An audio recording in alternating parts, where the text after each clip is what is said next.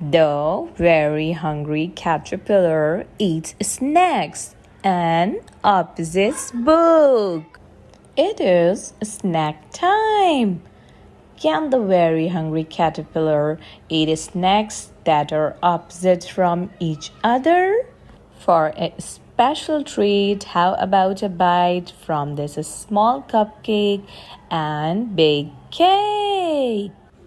Yum! Cheese and crackers. The crackers are hard and the cheese is soft. He nibbles his way through both. Would you like some too? Are these snacks opposites? Yes, the orange is solid and the orange juice is liquid. Which would you like to try? These pickles are bumpy. How about this apple? It is smooth. Did the very hungry caterpillar try them both? Of course. Oh no, what's happening to this popsicle? It was frozen, but now it is melted. How about another snack instead? Look, grapes and peanuts. One snack is sweet, the other is salty. He has some of each. Which do you like better, sweet or salty? How about a chewy cookie or a crunchy carrot? He tries both. If he is still hungry, what else can he eat here? That's crunchy. What about chewy? That's one short tangerine and one tall pineapple. But they are both delicious. This treat is extra special. A warm slice of cherry pie and a scoop of cold ice cream make a tasty combo. Would you like a bite? The very hungry caterpillar found so many opposites. But there is still one more. What's the opposite of snacking alone? Snacking together with friends.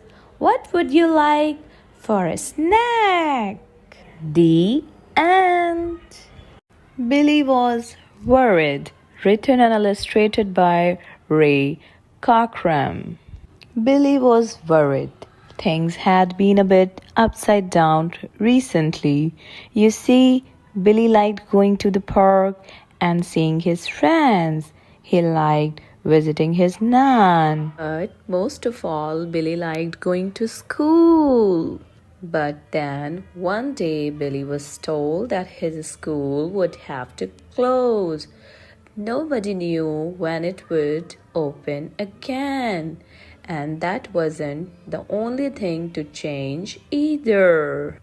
Billy and Mom had to stay in their flat. They could only go out for an hour every day, and when they did go out, they had to keep away from other people. Billy wasn't even allowed to play on the swings in the park. He wasn't able to see his friends or his nan, and he had never ever washed his hands so much before, and never ever for 20 seconds. The Prime Minister came on the TV and told everyone that they had to keep safe, and that's what they did for weeks and weeks and weeks. Billy missed his nan and he missed his friends too, but he felt safe at home with his mom. Then one day the Prime Minister went back on the TV and said that Billy could go back to school in September. Billy was so excited that he jumped for joy. But then he stopped and felt a feeling. A wriggly, squiggly feeling in his tummy and in his toes. Billy had a really long thing. What was this feeling? And that was when Billy realized he was worried. I don't want to go back, he told his mom. Everything will be okay, said Mom, but Billy thought she looked worried too. Billy worried all summer long. He worried on the rainy days. He worried on the sunny days. He worried on his video call with Nan. Everything will be okay, Nan said. Miss you, said Billy.